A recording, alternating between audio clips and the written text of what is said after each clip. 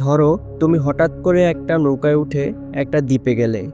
সব কিছু চুপচাপ, চারপাশে শুধু গাছ।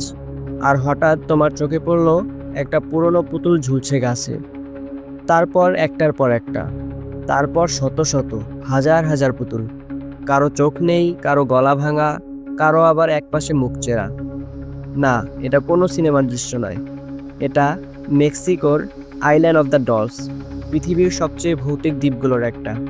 এই দ্বীপের আসল নাম জোসিমিলিকো, তবে আজ সবাই একে চেনে ইসলা ডেলাস মোনেকাস নামে, মানে পুতুলের দ্বীপ। আর এই জায়গার পিছনে লুকিয়ে আছে এক ভয়াবহ এবং রহস্যময় কাহিনী।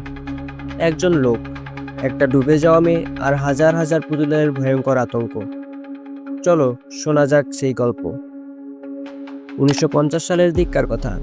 ডন জুলিয়ান সান্টানা নামের একজন একা মানুষ এই দ্বীপে থাকতেন। সবকিছু ছেড়ে দিয়ে শহর থেকে পালিয়ে এসেছিলেন শান্তির খোঁজে, কিন্তু শান্তি তো ভাগ্যেই ছিল না।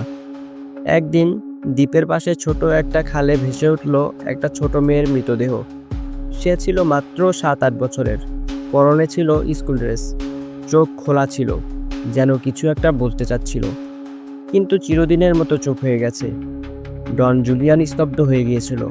সে কিছু করতে পারেনি, মেয়েটাকে বাঁচাতে পারেনি, আর সেই অপরাধবোধ তাকে ভেতর থেকে খেতে শুরু করলো।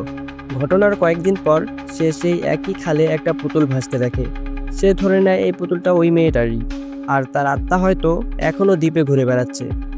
অপরাধবোধ আর ভয় তাকে গ্রাস করতে থাকে।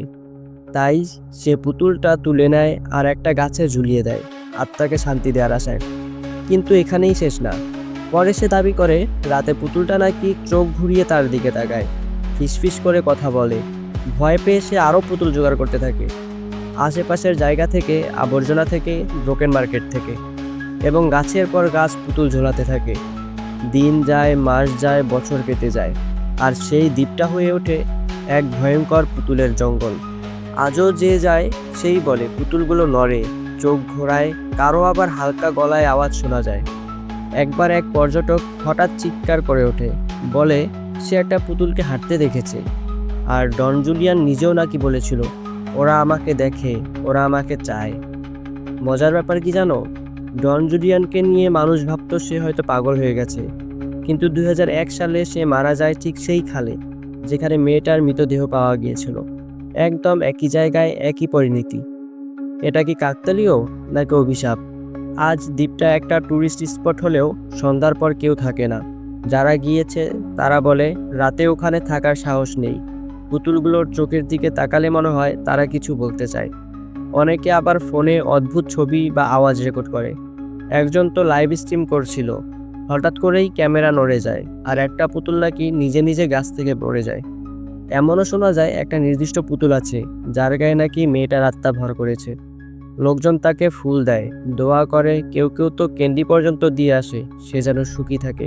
তুমি কি ভাবছো এখন, সবটাই বানানো গল্প, নাকি সত্যিই এই পৃথিবীতে কিছু অজানা শক্তি আছে যা বিজ্ঞানে বোঝানো যায় না?